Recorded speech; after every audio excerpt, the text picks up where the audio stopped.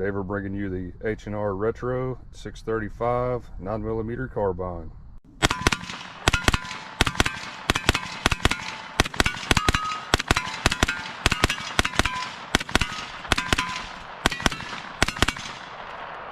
All right.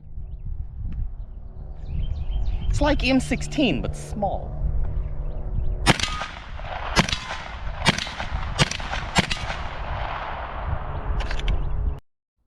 Got a collapsible stock, our M16A1 style sights,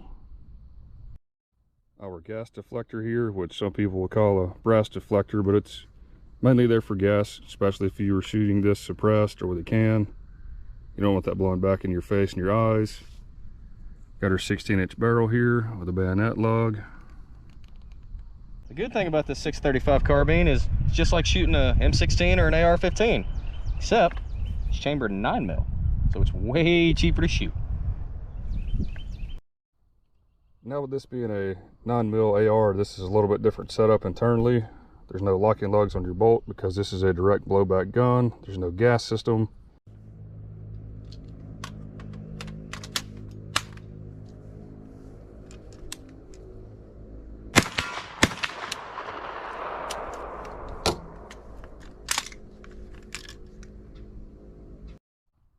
So far, I've probably put close to 600 to 650 rounds through this carbine. It ran great after some tweaking with the ejector, and we'll go over that in just a second. So during the first couple hundred rounds of break-in, this thing had a really bad issue with wanting to jam and not eject our brass casings. All I had to do was go in and bend this ejector up. After that, it's ran flawlessly. I've probably put close to 650 rounds through it now. Those first maybe 200 were pretty bad, but once I got that bent up closer to the bolt face, it ran flawlessly. And just to demonstrate that on camera, as you can see, that ejector now is touching the bolts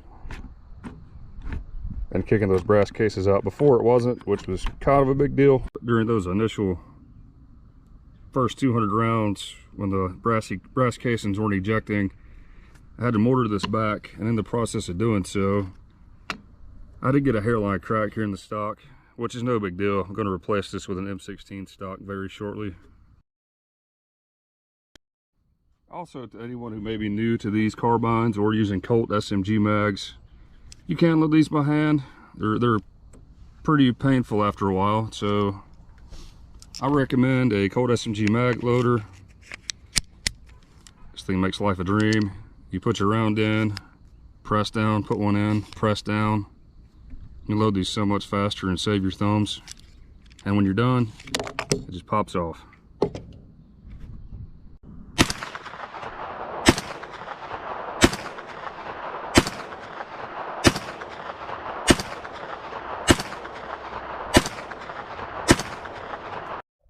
Well, let's get her loaded up, do some more plinking.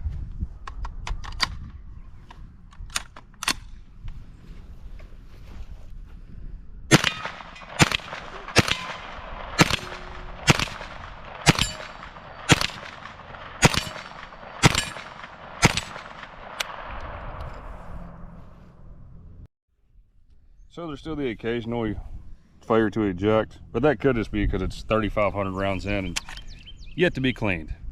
We'll just chalk it up to that.